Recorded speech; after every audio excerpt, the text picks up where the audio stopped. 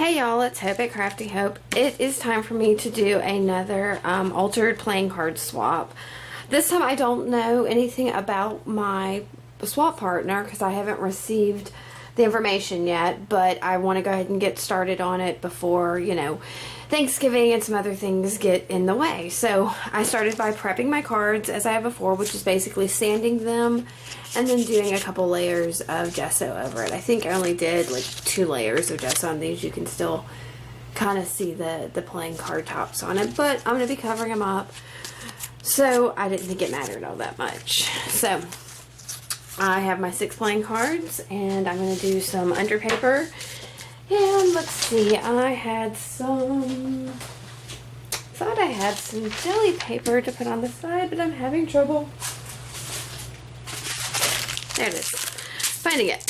So, I'll use that as a palette. I'm not real sure what I'm going to do. I've gathered several things to do this, but I kind of don't have any direction. I just want to play. I'm desperate to play. So, I'm going to get started. I will speed most of this up. I may stop it and do some talking later, but I don't know. Right now, it looks like I'm just going to play. All right, here we go. Doing some voiceovers for this video. This is my first attempt with this, and we'll see what happens.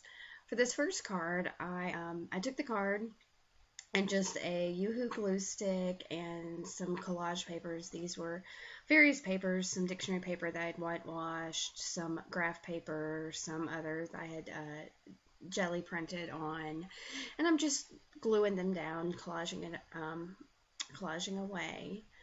So I'm not real sure how this voiceover thing's gonna work. I'm a little nervous about it, so we'll see. It's exciting that I'm learning something new. So I used a gift card to help flatten down all the stuff I collaged to just make sure that the glue spread and it stuck real well. For the paint, I'm just using several varieties of regular old acrylic craft paint in an orange, a brown, and then it's like a straw yellow. I really like. I was going for a fallish theme for this card, I think, and those colors to me are very, very fall inspired. So, and I just rubbed those on with my finger and didn't really worry much with a paintbrush or anything. I was just trying to get a little color down on the page. Now I have one of those metal little stencils, and I'm taking a little bit of red craft paint and some one of those, what are they called, cosmetic sponges, and just stenciling down on the card. I'm using a baby wipe just to clean off my stencil as best I can. And I use the red again because to me it's a fall color. It's what the leaves change color, so to me it's very, very fall inspired. Now with some Stays on ink and a stencil I picked up, I'm just going to add a little bit additional texture. And I'm sticking it on. It's an old CD case that I have because I don't have a nice big acrylic block yet. I'll get one day. But I found that just an old CD case like that works just fine for me for if I need something sturdy to put the clear stamps down on. Now I sit here and I'm going to look at the card for a little bit and think about it, but then I take some Rain Messickman, and I'm probably saying that wrong, stamps I just recently got, and I'm going to play with those. And I've got the, I think it's just some open circles that I'm also putting down with the Jet Black Stays On ink, just to add a little something to it. And then you get a kind of okay view of what all I've added to it. With all of this, I'm just playing around. So I've got I think it's a 7 Gypsies stamp that has some a quote I want. Well, I don't even know it's a quote. I guess a phrase that I wanted to use, and I'm stamping that on some whitewashed dictionary text. So, and then I'm just using I'm going to use the straight line of my, I do have one small acrylic stamper, and I'm using the straight line of that to tear the edges of that. So, be your own kind of beautiful is what I chose. And from there, I'm trying to figure out exactly how I want to lay it out on the card. So I'm going to help it stand out a little bit by adding some distress ink to the edges of it with another cosmetic sponge. The color of that one, I don't even want to say. I think it's like tattered lipstick or worn lipstick. I don't know. Sorry, I don't have it on me. And then I'm using my water pencil. I never remember what it's called. My water brush to just go over those edges a little bit, let it bleed a little bit on the torn edges. It's working okay. I'm even working from the pad there, trying to spread it out a little bit so that there's a little bit of distinction with the outline of that quote. And then again, playing with the placement of it. And I'm just using my Yoo-Hoo glue stick again to stick it down where I decided it would work, and rubbing it down with a gift card. So, and I always have problems getting the edges to stick down, so I always have to flip up and do something else. But that's a Stabilo all pencil, and I'm again going around the outside of that piece of paper just to make it stand out. So I'm not going just around outside of it. I'm got a little space between it to give it like a frame almost. And there you see it. So I've got, I don't even know what you call that tool, but it's a Ranger product, Tim Holtz, that it kind of distresses the edges. So I'm distressing the edges with that of the card. It didn't work real great, especially with all the collage paper on there. So I'm working at it, and from there I'm taking some more distress ink, and I think that's in a tea dye, and going around the outside of the card and rubbing that in just a little bit to give it a little something something. And there it is, the earring kind of beautiful. And then I've got a Faber-Castell pen, one of the big pens that I recently got that I was just messing around with, trying to add a little something to it. And here comes card number 2.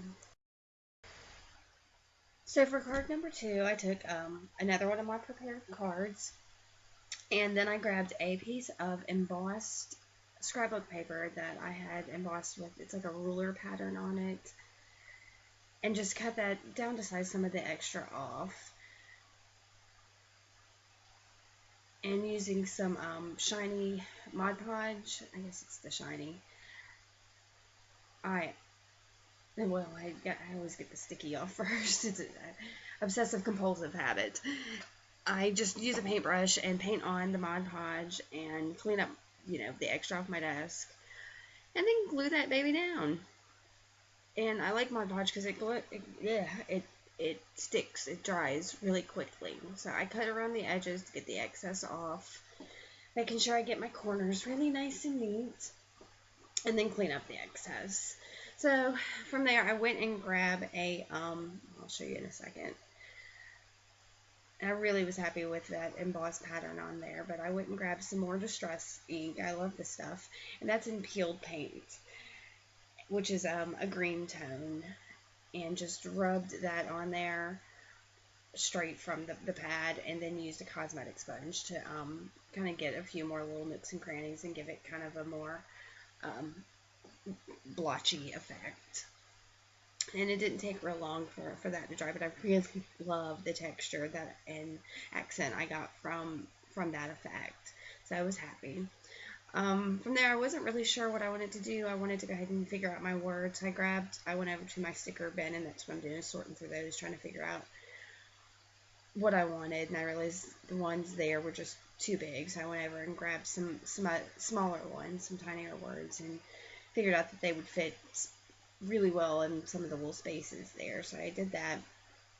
But I didn't want just the sticker on there. I wanted something else, so I grabbed some Tim Holtz grunge board that's got the shapes already cut out, and sorted through all the different shapes, trying to figure out what I wanted to get. And I decided to get a fun little arrow that would kind of, point to the words I had chosen. And but I didn't want to leave it plain, so I was gonna add some ice resin on it. Not ice resin, iced enamels. But first, because I didn't use the iced enamels much, I decided to paint the grunge board with just some black acrylic paint. So if I did mess up, there was something underneath it that would show through. And I've got quite a selection of iced enamels and the medium, and I picked out the green one. And the ice enamels works a lot like just an embossing powder. It's got, several different hues and like metallics in it. So I paint the medium down on it just like you would with like an embossing stamp or whatever. You have the sticky stamp stuff, and sprinkle the iced enamels on and shake off the excess. And I like that I had the bright green because it went really well with the card. And then you just heat the iced enamels so that it gives it a bunch more texture and everything. I did mess up. I overheated one spot and it kind of bubbled, so I took a knitting needle and moved it around while it was still warm to try to cover up that spot that had bubbled up. And see how pretty it is? You can get a little bit of sparkle and shine in it. And so from there, I tried to figure out where I was going to place it on the card. So I went ahead and stuck down my sticker that says, I think it says celebrate the everyday. And figured out, exactly where I wanted that arrow. I used a Sharpie paint pen in white and colored the edges white, which is weird because I just painted the thing black, so I don't know. I think I did it just to accent more, just because of the white on the card. And then finally took some E6000 to stick it down. I know that's complete overkill, but I'm going to be sure that doesn't fall off that paper. So that I glued down and went back to my shiny Mod Podge to go over the top of the arrow. I'm going to get out here in a second. Just to give it a little bit of a shine and a sheen that I wasn't getting looking at it. From there, I'm going to leave it to, once I get that on there, I have to leave it to dry before I do my next step, which is just to use my Stabilo all pencil in black to outline the arrow, and again, just to make it stand out and pop a bit more. And using my water brush, I wet up the lines I made and give a little depth and shadow to the arrow. So, and here's my card. I play with the light a little so that you can see it better, but I don't think it helps any. But it's a really simple card. That one went really fast. Here comes my third one. Alright, so here's the last card of this video. And again, I'm starting with just a plain card. I've got a piece of paper that was actually a packing slip for something I had ordered a while ago, and the top of it had like stickers that they had pulled off for the labels or something.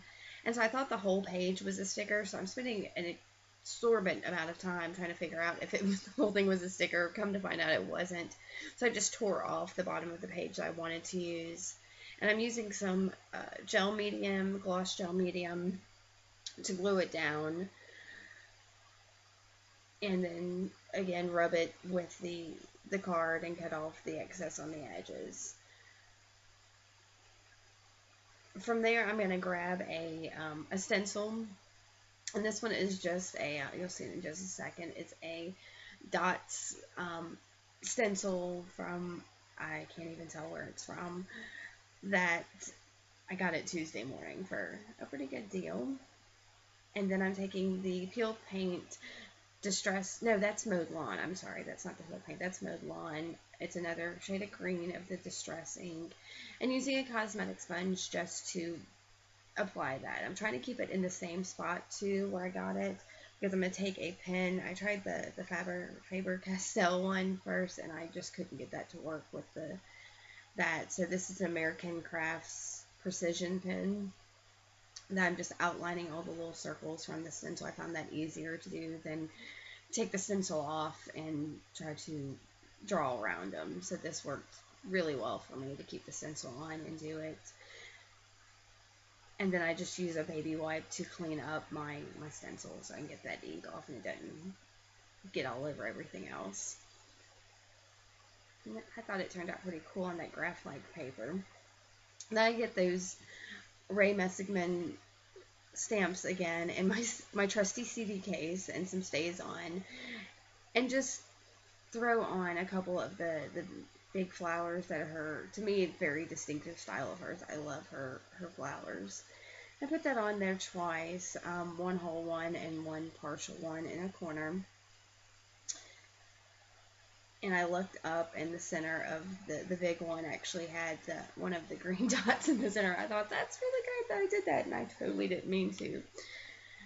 So I started to pull out some distress pen markers to color in the petals, but I just didn't, I don't think the colors I had were bright enough, so I grabbed these really cheap watercolor markers from, I think I got them at like the pharmacy or something. And of course I have to sort them first into rainbow order before I start coloring with them. But all I'm doing with the coloring is putting a dot or two in the bottom of each of the petals, and then using the water brush to kind of spread the ink a little bit and give it a really nice watercolor effect. And I'm not intending on coloring all of the petals. I just want a couple splashes of color on the card more than the dots is giving me with it. So, and again, I'm going in Luigi Biv order, adding it and trying to space out the colors as much as I can so a yellow doesn't touch a yellow and a blue doesn't touch a blue, and just give it a really sporadic look. And neither one of the flowers did I try to make exact. I just kind of played with it. I'm not an exact kind of girl. It's all very haphazard, and that's how I fly. So I had a good time with this, and I mean, in the end, it turns out really nice. So it's a method I think just coloring in stuff sporadically like that I'm going to be doing a lot more of. And y'all probably didn't need to see this whole process of me putting these little dots in and spreading them, but I kept it here just because, well, I'm lazy with the editing. So I finally get done with all of those. Well, almost finally. Let's see, we're almost there. There we are. And I put them up, and from there I'm trying to figure out what kind of word or phrase that's motivational in there. And I've got some quotes and phrases that I had found they had printed on just plain old printer paper, and that's what I'm going to grab. And I've got one that just says Carpe Diem. I'm going to loosely cut it out around the word and grab some more distress ink and tea dye and just ink the edges of the Carpe Diem. And it didn't work just doing it directly on there as much as I wanted it, so I used the cosmetic sponge to add it, and then did the same thing around the card so it all kind of matched together. So, and then I'm just going to use my Yoo-Hoo glue stick and glue that sucker down, and then that card's done. So